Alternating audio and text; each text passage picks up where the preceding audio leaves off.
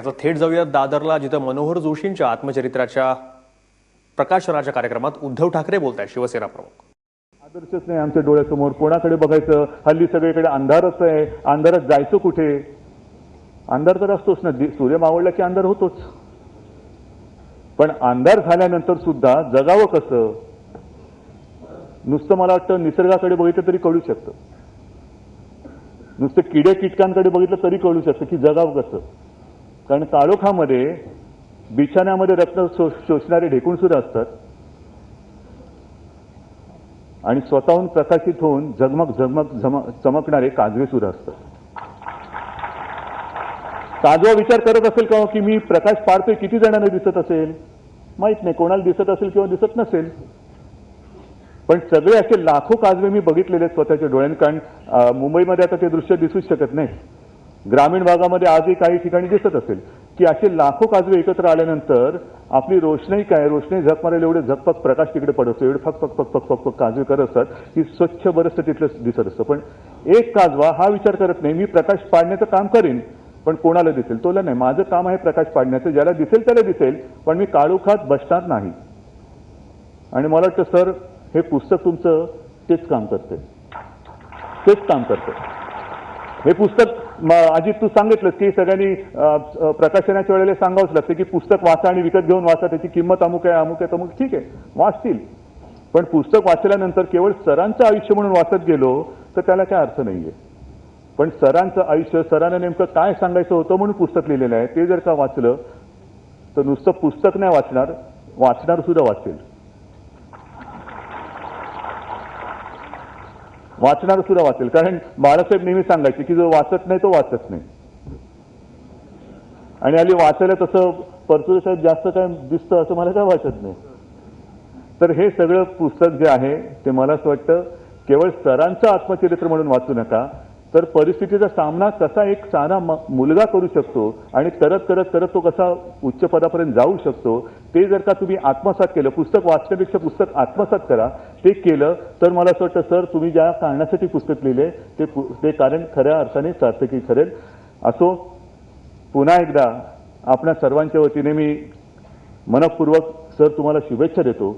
आणि आणखीन अशीच पुस्तकं आपण लिहित राहा. प्रत्येक वेळेला आम्हाला सगळ्यांना बोलवत राहा, कारण आम्हाला बोलवलं की पुस्तक प्रकाशनाच्या आधी फुकट मिळतं. त्याच्यामुळे तुम्हाला पुन्हा एकदा शुभेच्छा. जय हिंद, जय महाराष्ट्र. धन्यवाद. मगापासून सरांनी पण म्हटलं, आता उद्धवजींनी पण म्हटलं की, आणि सरांनी बोलताना मला असं म्हटलं होतं की त्यांच्या आयुष्यात शिक्षणाला खूप महत्त्व आहे. आणि बोलता बोलता ते परवा असं म्हणाले होते की शिक्षण आणि चारित्र्य या गोष्टीला त्यांनी महत्त्व दिलं. त्यांच्या अभ्यासपूर्ण कामकाजाबद्दल सर्वांनाच आदर वाटतो, असे चारित्र्यवान मुख्यमंत्री आज इथे उपस्थित आहेत. मी त्यांना विनंती करतो की त्यांनी आपले विचार प्रकट करावेत.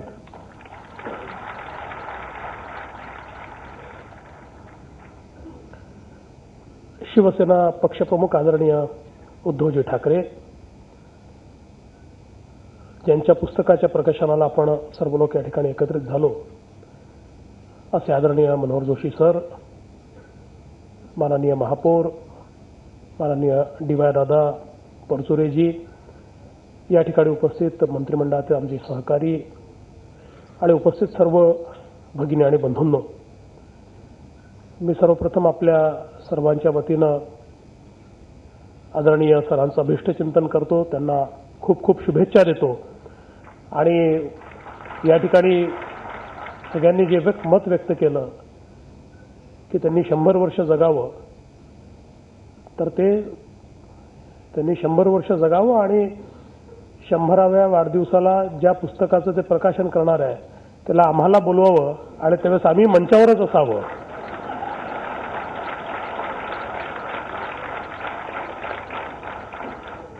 अशी शुभेच्छा मी व्यक्त करतो.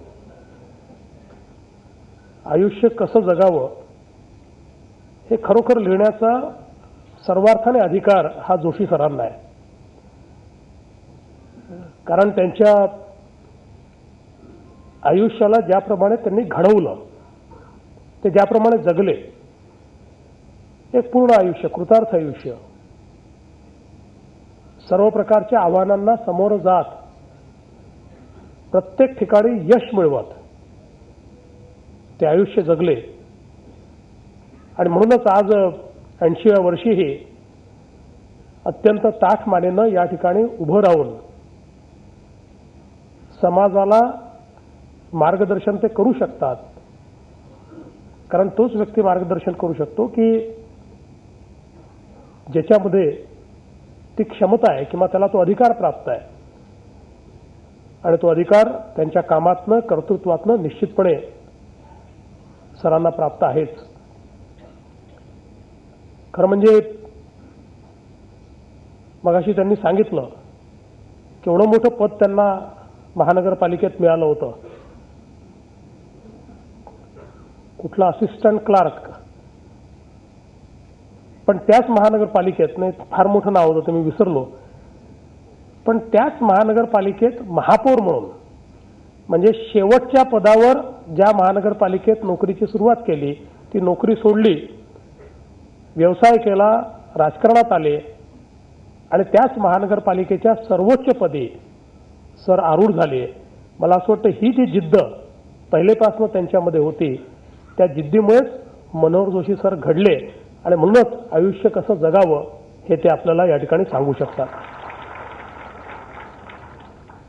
7 घरी वार लावून जेवण करायचं, त्यातनं शिकायचं, पण शिक्षणाची ही जिद्द शेवटपर्यंत सोडली नाही आणि 72व्या वर्षी देखील शिक्षणाची जी काही गोडी होती ती सरांनी त्या ठिकाणी सोडली नाही. डॉक्टरेट मिळवली, वेगवेगळ्या डिग्री मिळवल्या आणि हे सगळं करत असताना वेगवेगळ्या प्रकारचे व्यवसाय. आदरणीय हिंदू हृदय सम्राट बाळासाहेब ठाकरे असं म्हणायचे की मराठी माणसांनी सर्व क्षेत्रांमध्ये पुढे गेलं पाहिजे, उंच गेलं पाहिजे, उंच भरारी घेतली पाहिजे आणि व्यवसायाच्या क्षेत्रात सुरुवातीच्या काळामध्ये ज्या मराठी माणसांनी यश मिळवलं त्यांच्यापैकी एक जोशी सर हे आपल्याला या ठिकाणी निश्चितपणे पाहायला मिळाले. आणि मग त्यांनी वेगवेगळे व्यवसाय सांगितले. प्रत्येक व्यवसायामध्ये अत्यंत यशस्वीपणे सरांनी त्या ठिकाणी काम केलं.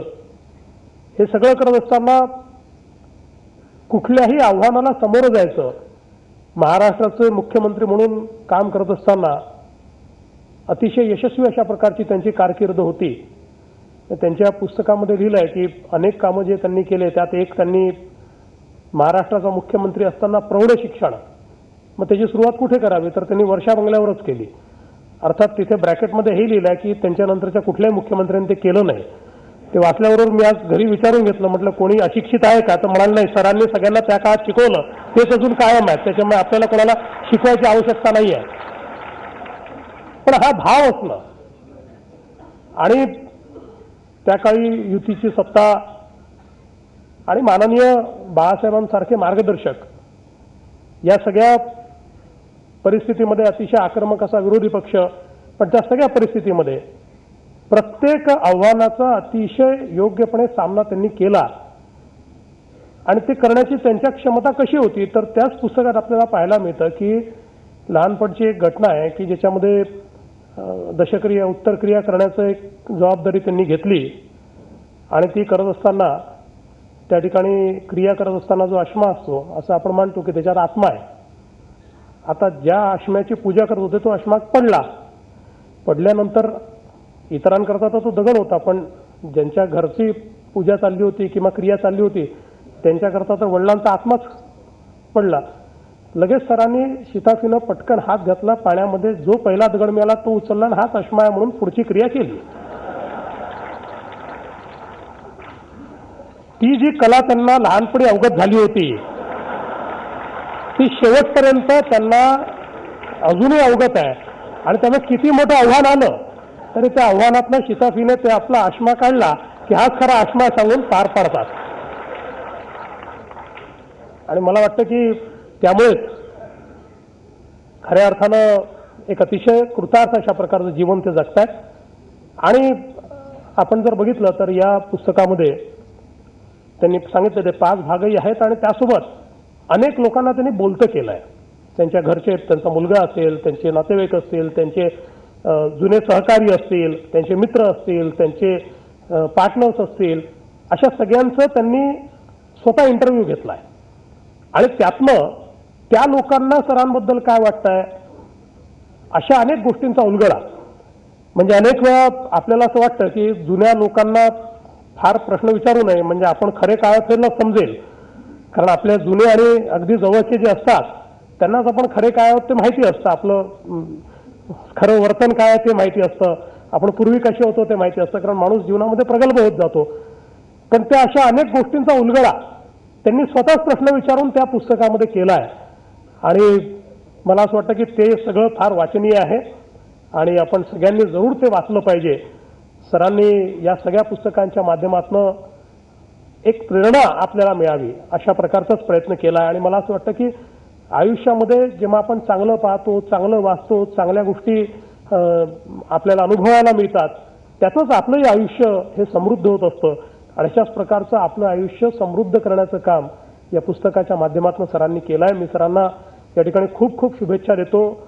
ईश्वराला प्रार्थना करतो की अशाच प्रकारचं अतिशय दीर्घ आयुष्य आणि उत्तम आरोग्य सरांना मिळावं, आम्हाला सगळ्यांना त्यांचं मार्गदर्शन भविष्यात देखील प्राप्त व्हावं एवढीच या ठिकाणी प्रार्थना करून माझं बोलणं संपवतो. जय हिंद, जय महाराष्ट्र.